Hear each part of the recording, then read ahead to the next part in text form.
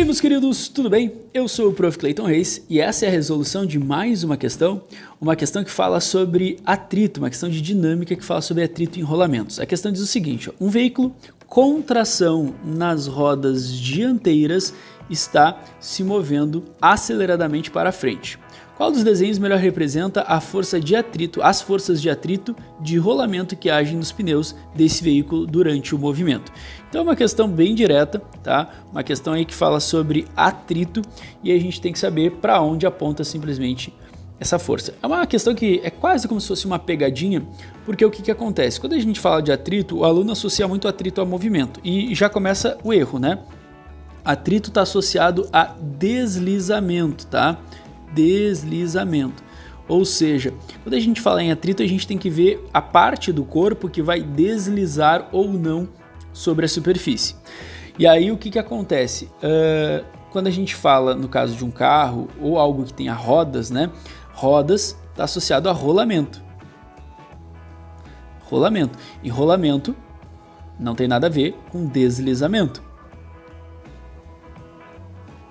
Então, quando um corpo rola, ele não desliza, ele tende a deslizar, mas não desliza. No caso, então, toda vez que a gente falar de rolamento, a gente vai associar sempre a força de atrito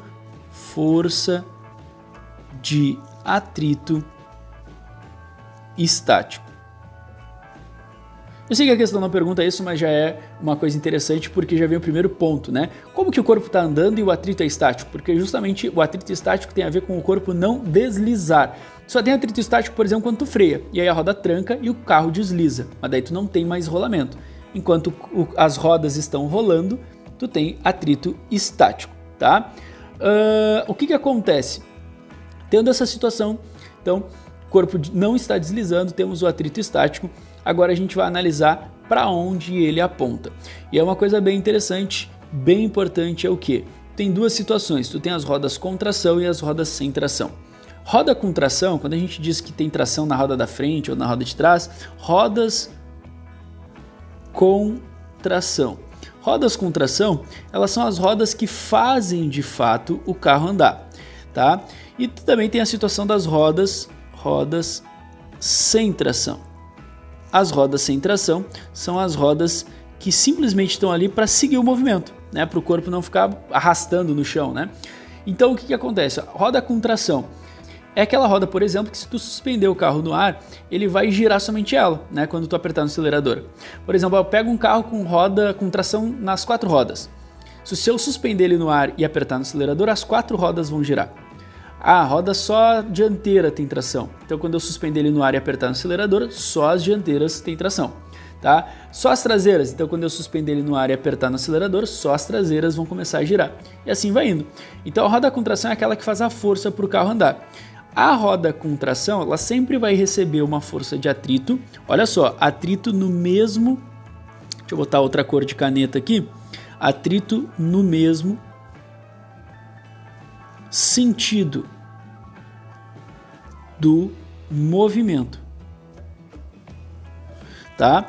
Agora, as rodas que não têm tração, elas vão ser, digamos, entre aspas, arrastadas sobre o chão. Óbvio que elas vão rolar, né? Essa definição não está exata, mas o que acontece? Elas vão ser levadas, elas vão girar porque elas estão em contato com o solo. E aí o solo, ele vai fazer uma força de atrito no sentido oposto. Então o atrito nas rodas sem tração é no sentido oposto ao movimento. A jogada é essa.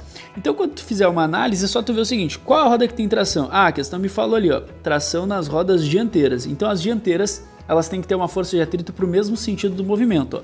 Pode ser a A, pode ser a C, não pode ser a B, não pode ser a D e não pode ser a E. Tá, perfeito. Agora, as rodas sem tração, né? Então a gente não tem tração nas rodas traseiras. Nas traseiras, então, o que vão acontecer? Elas vão ser giradas. Ah, mas senhor, por quê? Porque na verdade, vamos entender o seguinte, ó, a roda traseira, ela não tem contato com o motor, ela gira porque quando o carro anda, o chão vai puxar essa roda para trás, né? O chão, ela vai, digamos assim, em contato com o chão, vai ser puxada para trás. E aí vai fazer com que ela acompanhe o movimento junto com o carro.